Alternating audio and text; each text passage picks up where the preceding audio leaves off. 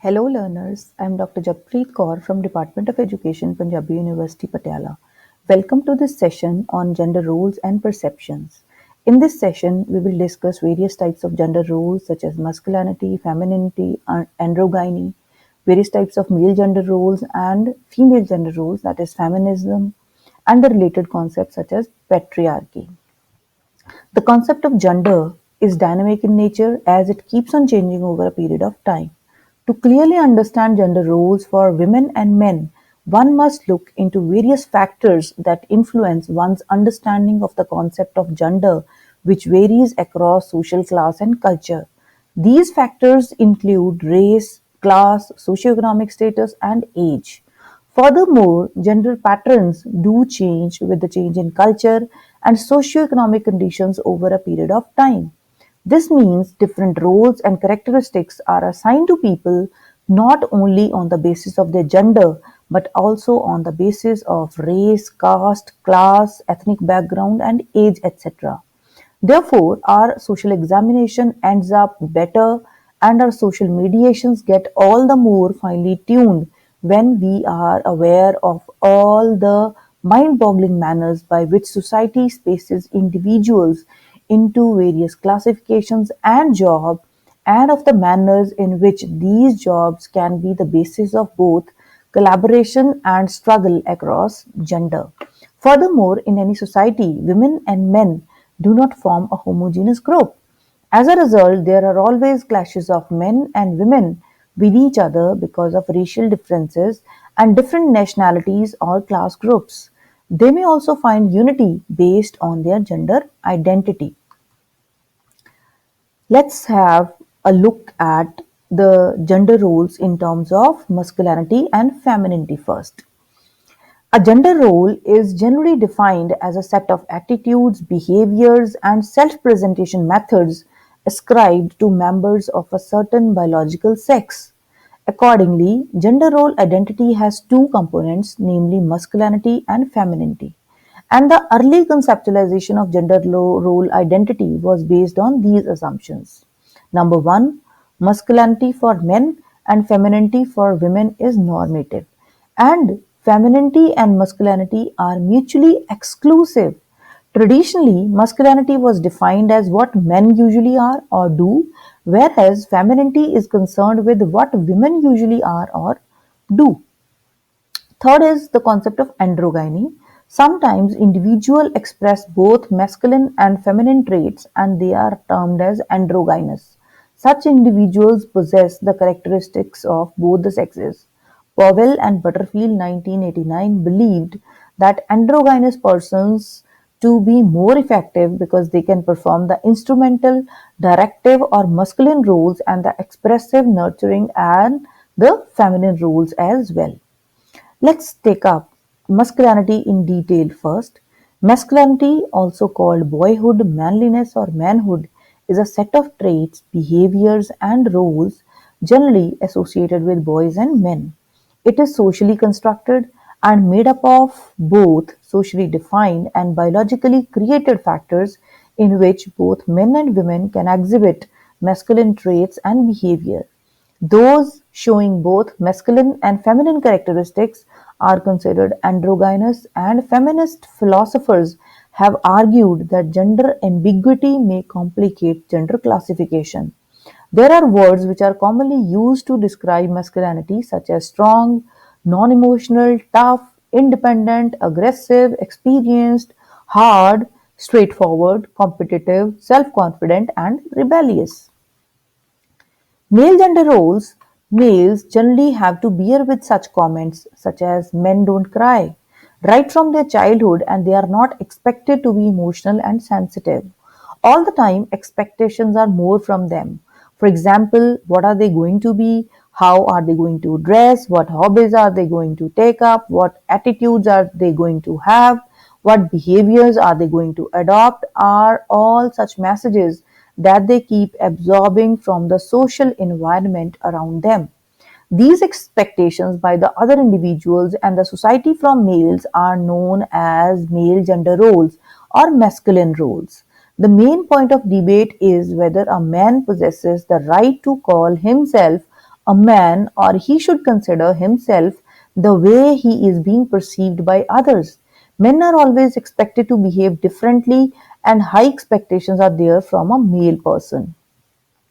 Male gender roles: men are expected to be strong, aggressive, tall, handsome, bold, courageous, rough and tough, emotionless, insensitive, fearless, and practical. They should not be soft, submissive, or weak as their opposite sex. They are not supposed to possess any weaknesses or sensitivities. They are not supposed to express their innermost feelings, which may portray them to be a weak individual. They should always be prepared to fight their way. They should never retreat from a physical fight, and others should fear them. They are supposed to physically and financially protect their family and work in the outer world to earn bread and butter for their family. They are expected to choose manly careers such as being engineers, doctors, military, and managers, etc. A real man is expected to have hobbies such as smoking, drinking, fast driving, and playing outdoor sports like cricket, football, etc. They are not supposed to develop hobbies like housekeeping, stitching, cooking, and dancing, etc. Some of the other messages that males get are: the real men are not shy. They do not cry and do not feel any pain. They are supposed to develop these qualities from time to time, especially when they are growing up. Now the question is, masculinity or male gender roles are natural or social or artificial? It has always been a topic of debate whether the expectations from men mentioned above are natural or being forced upon by the society. It is seen that males have been conditioned to fit into gender roles since birth, which is seen as natural despite contradictions with the real feelings, needs, and desires. When a conflict between these roles and their own true nature arises, they often respond by distrusting our feelings and going by the gender roles. If we look carefully around us, we will find many examples of traits in men that do not go with those mentioned in the list above. Men are often emotional, and not all men are strong and aggressive all the time. The reality is that many men are extremely beautiful while others are great cooks. Some men are extremely creative, whereas many can do a number of those things not supposed to be a man's forte, but women's. In spite of all the realities mentioned above, they are what we call real men. Now, in society, masculinity is always being challenged. It is generally believed that women are not born but are made. Likewise, it may be said that men are not born but are made too. In a pure stereotypical sense, only masculine tasks and behavior is expected from the men. Anything they associate with that is not considered manly, which can be a threat to both their sexuality and gender identity. It is really difficult for men to encroach the gender space of the opposite sex. It is a social norm for women to wear trousers or suits, while it is not a norm for men to wear skirts and dresses. Furthermore, under continuous pressure to appear strong, a boy learns that it is not acceptable to let other people know of his weaknesses or vulnerabilities. He is also unable to accept defeat or rejection. For example, men are usually not expected to say sorry. This also means that in spite of most of his real problems, he cannot seek guidance or help and has to find his own way through trial and error. Thus, boys make many mistakes in their youth about which they repent later on and could be avoided only if they could just talk to someone. Men are also social human beings with feelings, and they need to cry and share their inner pain with people they consider close to be. Also, they need to love and be loved as well. Social masculinity roles make no concessions for emotions or cannot use pressure to suppress emotions is a key social mechanisms of male oppression. Men should sacrifice a lot of their real self to become what the society wants them to be. But they cannot suppress all feelings and needs forever as they cause deep pain within them. When men are unable to suppress a particular feeling, they learn to lead double lives, expressing those feelings secretly but maintaining a clean image on the outside, which is extremely stressful for them. Modern societies publicize male emotionality as an unmanly quality. Thus, it encourages men to be unemotional, logical, and practical as if they are robots or computers. However, in most traditional societies, male emotions were celebrated as masculine, often through prose and poetry, and men were encouraged to be emotional. Then, men become great poets and philosophers.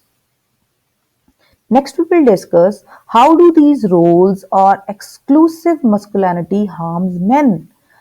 The gender masculinity of men poses undue pressure on them, and they're supposed to act, think, and behave in certain predefined ways.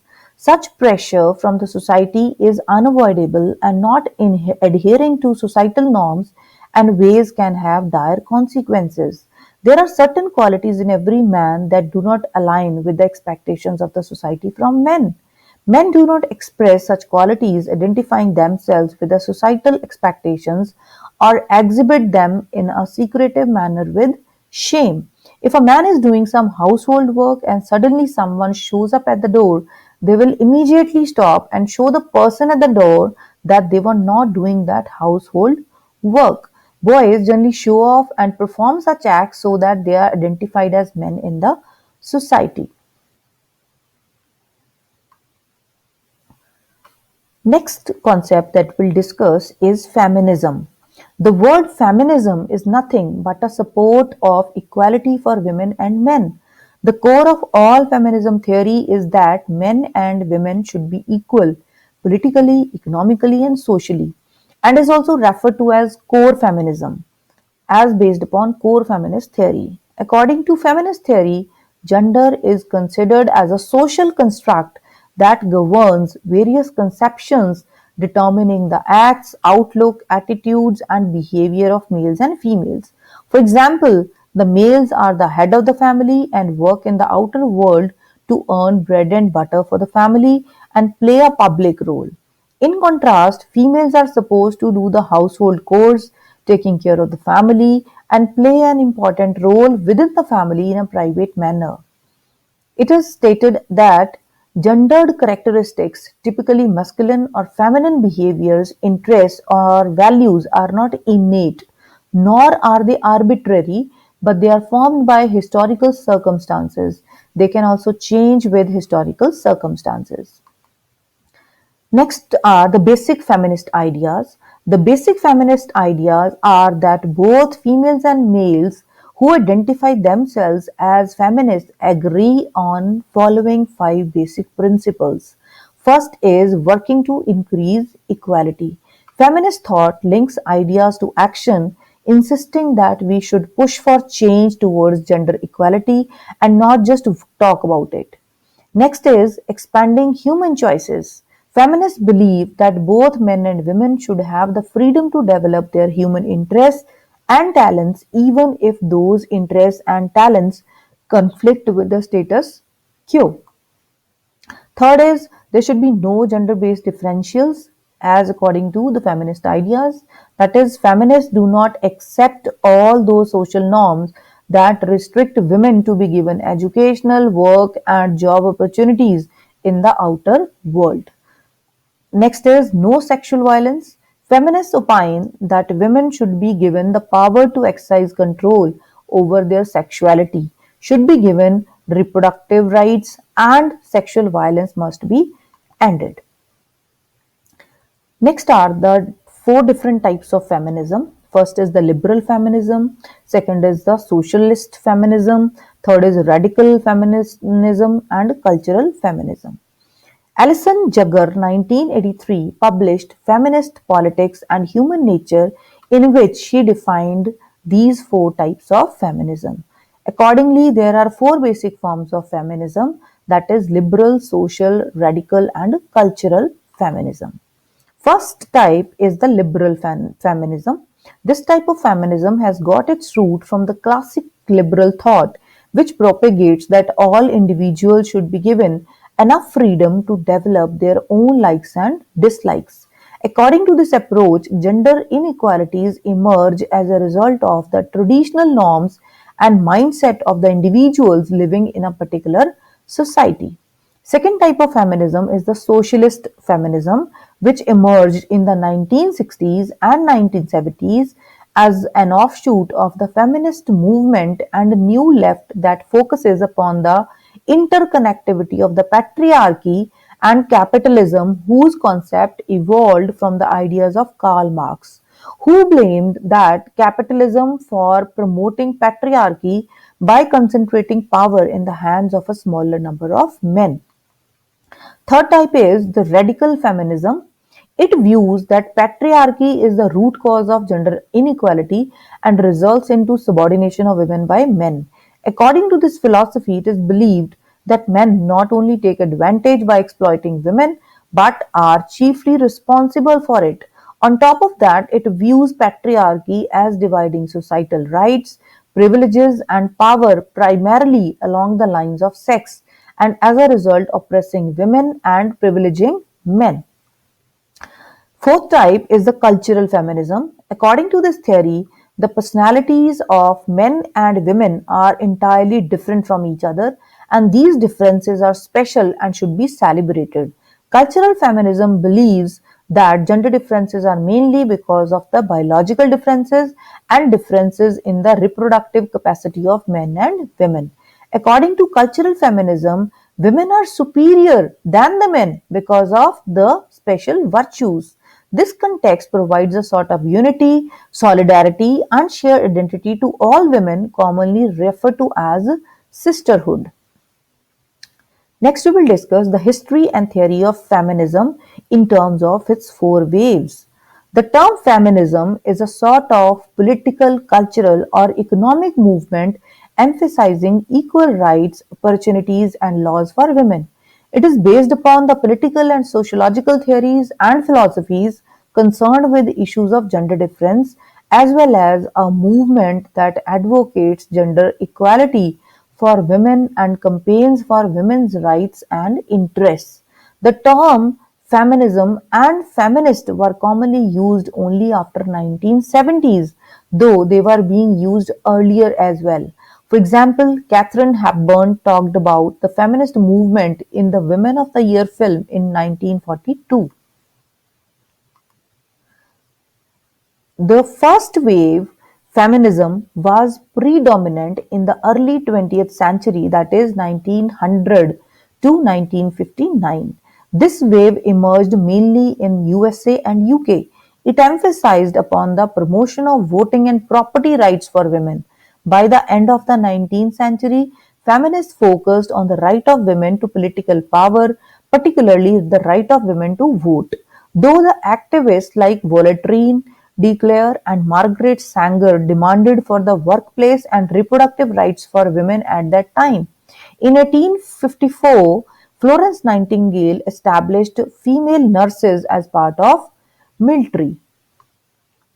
The second wave feminism dates back to the period of activity from 1960 to 1980. It is believed that the second wave is the continuation of the first wave of feminism, which included the supporters of voting rights for women in UK and USA.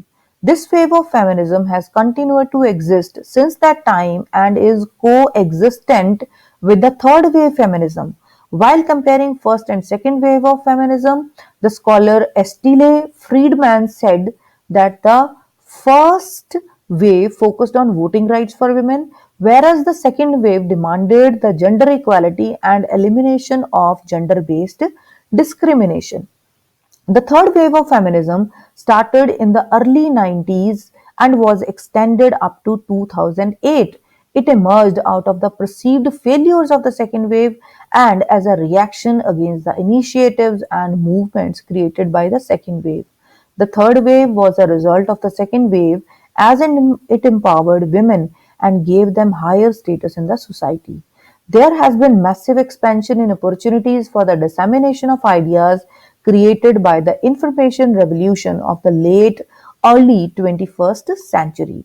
The fourth wave feminism, the last type, began around 2008 which is characterized by the use of internet and social media. According to feminist scholar Prudence Chamberlain, the fourth wave is mainly focused on justice for women and ending sexual harassment and violence against women. Though the fourth wave feminism is not considered as being a real wave among feminists, but it relates to any sort of feminism that was not part of the third wave. At times, online activism is considered as a form of fourth wave feminism, while others consider the anti men and rape culture feminism to be the fourth wave. Next, we will discuss the concept of patriarchy and the various characteristics of a patriarchal system. Patriarchy is the social setup in which men are considered an authority over women in most aspects. A patriarchal system considers men to be superior than women. Patriarchy may be defined as a family or social group controlled by a male member or a group of male members. It is a social setup in which the family lineage is through the father. It may be considered as a societal setup or a form of government in which males are more empowered than the females. They have an upper hand and females are generally devoid of it. In this social setup, the family is headed by the father or the eldest male person in the family, and the family lineage is through the men. The father is considered as supreme in the family, and females of the family and children are dependent on him in almost all the aspects. The men exercise their control and enjoy greater power in the family and society.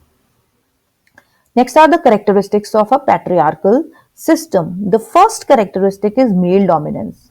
This shows the situation in which males make all decisions both in society and in their family. In this system, they hold all positions of power and authority to become superior in the family and society. Second characteristic is male identification, which is concerned with the qualities that contribute to male identification in a patriarchal system, and men are identified as qualities of control, strength, forcefulness, rationality, and competitiveness. The third characteristic is male centeredness. In any patriarchal system, men are the center and developer of all events and inventions. They are also the heroes in all situations, the center of social engagement, fun, and entertainment. Next characteristic is obsession with control. This means men living in a patriarchal system or society must be in control at all times, including a desire to control all social and family situations, to make all decisions regarding finances and education. Next are the patriarchal traditions with respect to the Indian society, that is, India's patriarchal traditions. There are a number of patriarchal traditions that are common in Indian society, mainly are as follows. The first is dowry. This is discrimination against women where the bride's family gives the groom money and gifts. Dowries are made illegal in India in 1961, which the law cannot enforce, so that the practice persists for most marriages. Unfortunately, the immoral dowry system has even spread to communities who traditionally have not practiced it, as it is sometimes used to receive social recognition. It is used as a means to achieve prosperity and an instant way to become rich. The amount of dowry is usually equal to the total expenditure on the education and the earning of the bridegroom. Second is women as a liability. Although the Indian constitution grants women equal rights to men, strong patriarchal traditions persist in many different societal parts and shaped women's lives for centuries old. Hence, in these strata, daughters are often regarded as a liability and conditioned to believe that they are inferior and subordinate to men, whereas sons might be idolized and celebrated. There are a couple of reasons why men are regarded as a set for a family. They are considered as capable of earning money for the family. They carry on family line by assuming fatherly position. They are able to provide and care for their aging parents. They bring a wife into the family. They play an important role in death rituals in Hindu religion, which ensure that the soul is released from the body and cannot go to heaven.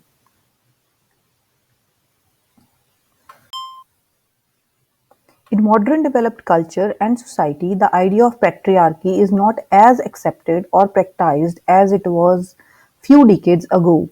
Example, in today's more progressive societies, women work in executive positions, maintain leadership roles in organizations, and are often decision makers in their households and communities. In the past, men were more often established gender of authority and exhibited control in all situations. So, in this session, we have discussed various types of gender roles and how they are being perceived by men and women and the society at large. Hope this session is helpful to you. Thank you so much.